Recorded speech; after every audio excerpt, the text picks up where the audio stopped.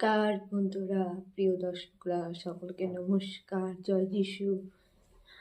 আজকে আমি একটা বাস্তব সত্য কথা, চিরন্তন সত্য কথার বিষয়ে আলোচনা করব।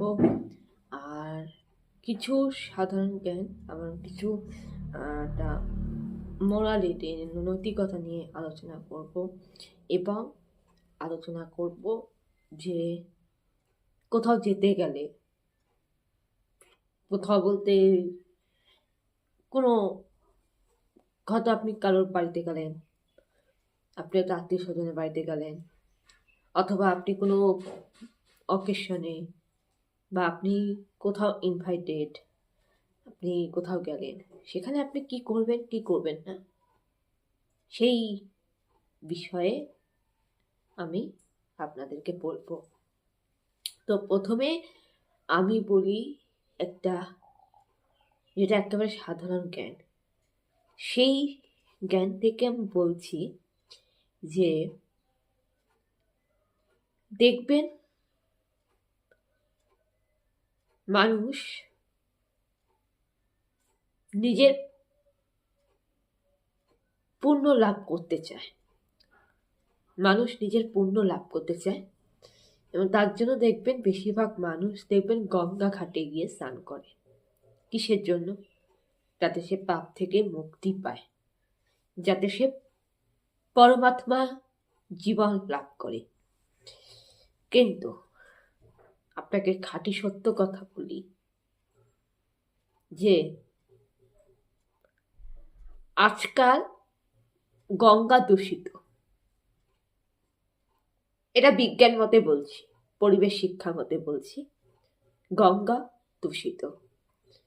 কারণ গঙ্গা ঘাটে যত রকমের প্লাস্টিক, যত রকমের মূর্তি ভাসান, মূর্তি বিসর্জন, সবই তো গঙ্গা ঘাটেই হয়। আর পিকনিক হচ্ছে, কত মানুষ স্নান করতেছে, গঙ্গা তো দূষিত হচ্ছে। আপনি খোঁজ খবর নিয়ে দেখবেন যে গঙ্গা 99% দূষিত। কারণ গঙ্গা জল একেবারে নোংরা। আর এটা কে দেয়? আমরা দেয়, মানুষ জাতি দেয়, তাই না? নদীর জল দূষিত হচ্ছে, নদীতে কত গরু ছাগলকে স্নান করানো হচ্ছে। আজও দেখবেন কোথাও মানুষ নদীতেই স্নান করতেছে, নদীতেই মলমূত্র ত্যাগ করতেছে, তো নদীর জলটা দূষিত হচ্ছে। তো এতে কি হচ্ছে?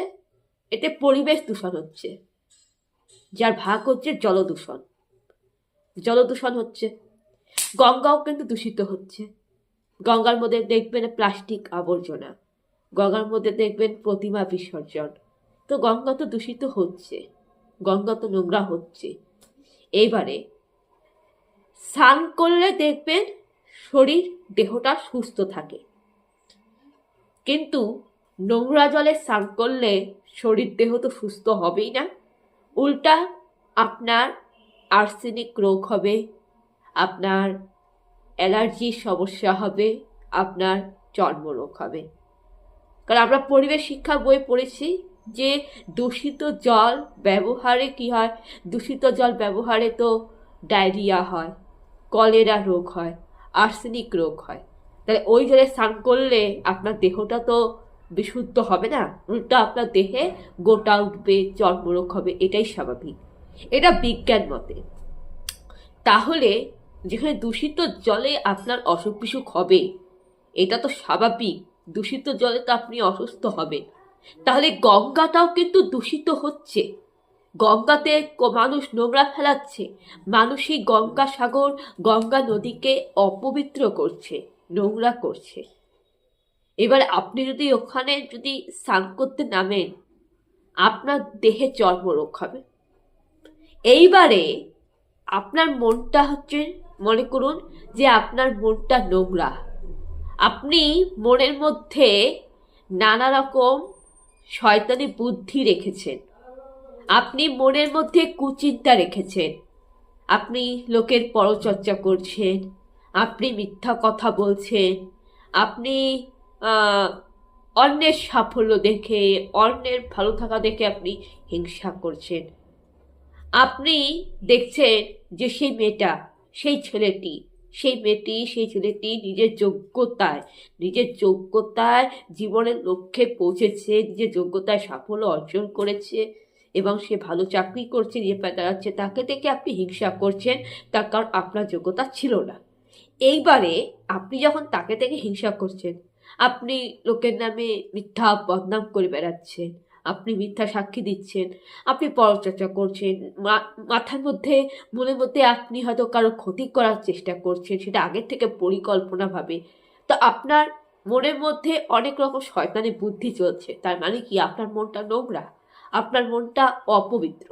এইবার আপনি নোংরা মন নিয়ে আপনি যতই গঙ্গার ঘাটে স্নান করুন না কেন, আপনি মুক্তি পাবেন না, আপনি পুণ্য লাভ করতে পারবেন না।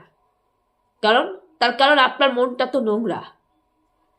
হ্যাঁ, তারাই একমাত্র পুণ্য লাভ করতে পারে যাদের মনটা পবিত্র, যাদের মনটা পবিত্র, যাদের মনের মধ্যে কোনো রকম শয়তানি বুদ্ধি নাই, যাদের মনের মধ্যে কোনো রকম নেগেটিভ চিন্তা নাই, যাদের মনের মধ্যে কিছুই নাই, মানে তার মনের মধ্যে কোনো কিছু পুষিয়ে রাখে না, মন থেকে সব কিছু বের করে দেয়, মনটাকে একবার পরিষ্কার করে দেয়।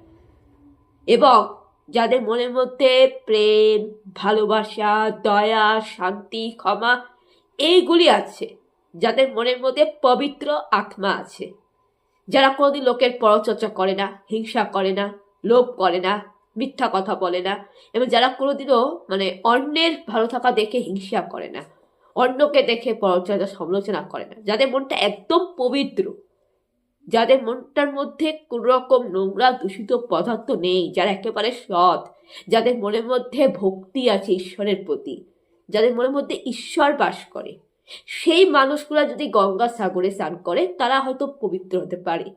আরেকজন ব্যক্তি পাপ থেকে মুক্তি পেতে পারে। কারা? যারা নিজেদের ভুলটা বুঝতে পেরেছে, অনুতপ্ত, যারা নিজেদের পাপের জন্য অনুতাপ করছে, অনুশোচনা করছে, এবং যারা পাপের প্রায়শ্চিত্ত করতে চায়, তারা গঙ্গা সাগরে স্নান করলে পাপ থেকে মুক্তি পেতে পারে। কিন্তু কোনো মানুষের মনের মধ্যে যদি শয়তানি বুদ্ধি থাকে এবং সে যদি মনে করে যে না, আমি যা করছি ঠিক, আমি ভুল করছি, দোষ করছি, সেটাই ঠিক, এবং সে যদি নিজেকে না শুধরাইতে চায়, সে যদি অনুতাপ না করে এবং নিজের দোষ ভুল স্বীকার না করে এবং মনে করে যে সে যা করছে ঠিক, যদি অহংকার থাকে এবং তার মাথার মধ্যে যদি নানারকম নেগেটিভ চিন্তা থাকে, মনটা যদি নোংরা থাকে, তাহলে সে ব্যক্তি কি করে গঙ্গাসাগরে স্নান করলে সে পুণ্যবান লাভ করবে? পারবে না। তার কারণ গঙ্গার পুত্র ছিল ভীষ্ম। ভীষ্মও কিন্তু গঙ্গাসাগরে স্নান করতো, গঙ্গাকে আরাধনা করত। ভীষ্ম কি রেহাই পেয়েছিল? ভীষ্মকে তো কুরুক্ষেত্রের যুদ্ধে তীরের শয্যায় শায়িত হতে হয়েছিল। যেখানে গঙ্গার পুত্র ভীষ্ম যেখানে মুক্তি পায়নি, সেখানে আপনি আপনার নোংরা মন নিয়ে, আপনার মাথার মধ্যে শয়তানি বুদ্ধি নিয়ে আপনি গঙ্গাসাগরে স্নান করলে আপনি কি করে পাপ থেকে মুক্তি পাবেন? লজিকটা বুঝুন। যেখানে গঙ্গার পুত্র